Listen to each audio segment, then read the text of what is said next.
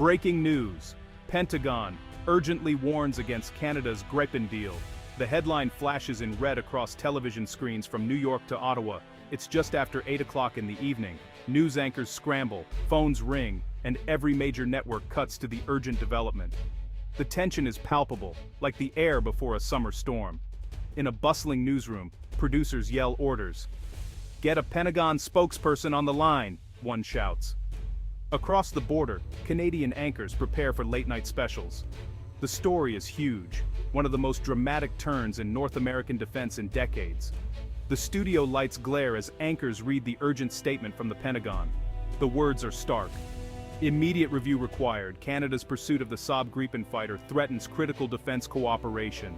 Viewers sit up, sensing something monumental has just erupted in the US-Canada relationship.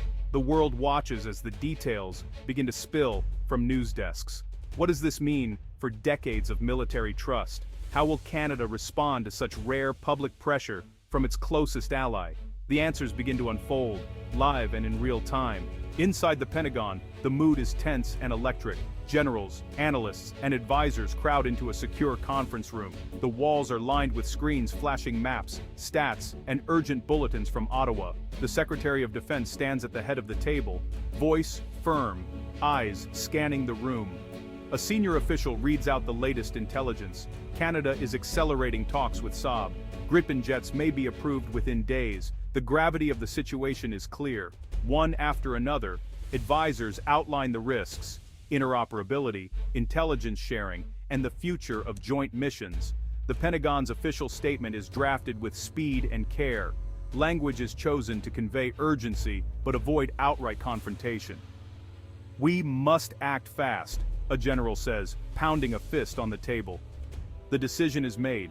An urgent public warning will be issued tonight. As the press release goes live, the war room holds its breath. Phones buzz with calls from Washington's allies. Every move is calculated, every word weighed. The Pentagon knows this is more than a jet deal, it's a test of alliance.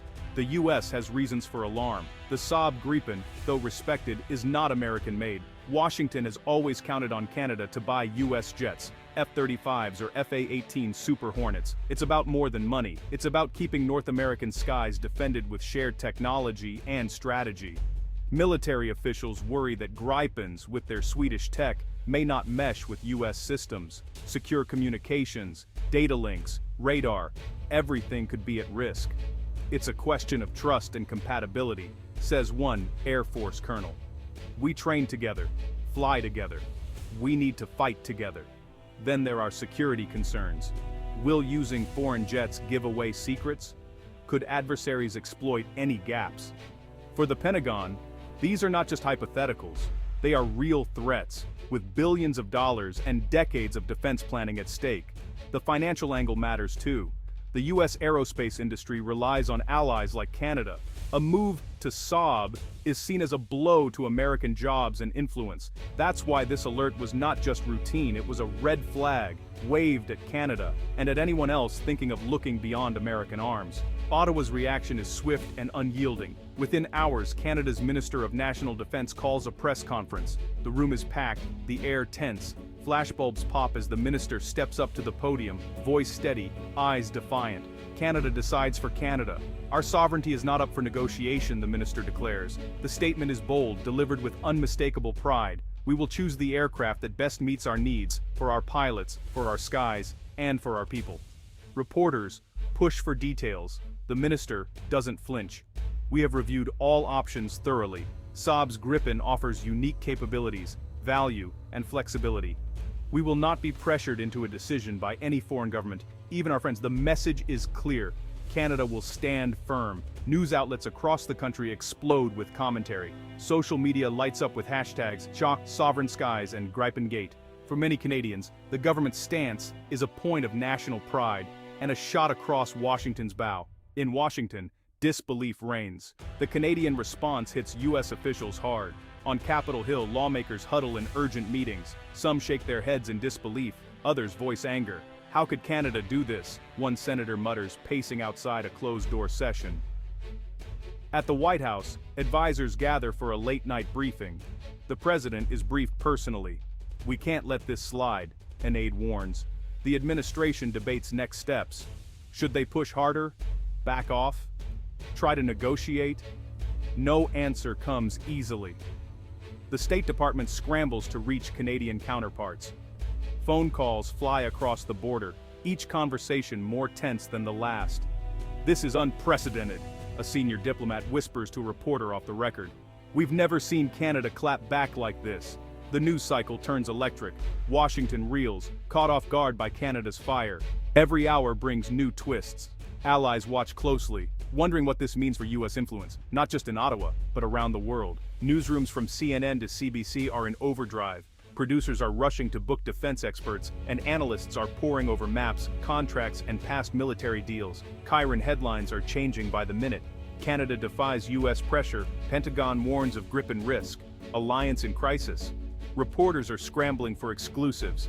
A Canadian anchor lands a live interview with a senior defense official and asks, "Are we really risking the alliance?" The answer is careful, but telling. "We are standing up for our autonomy.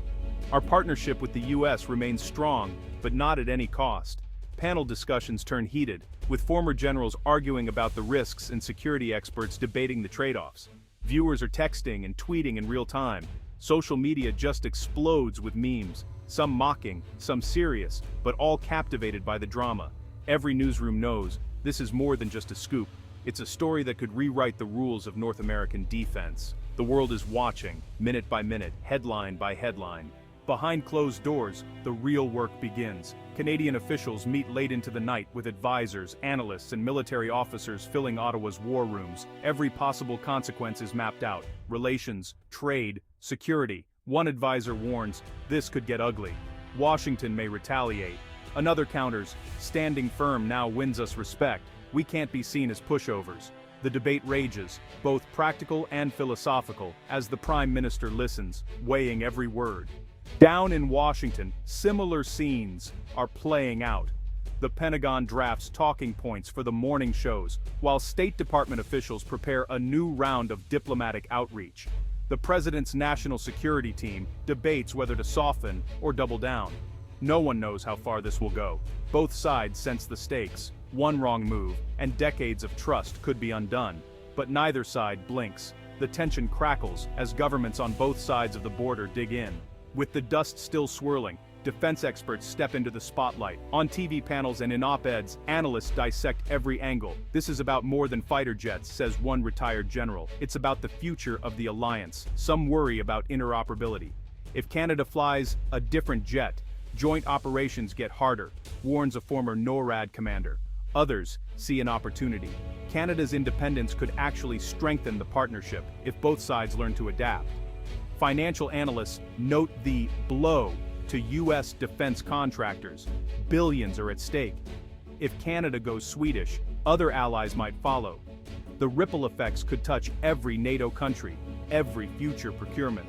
One thing is clear: the old rules are gone. This clash has forced a new conversation about sovereignty, security, and trust. The world is watching to see who adapts and how.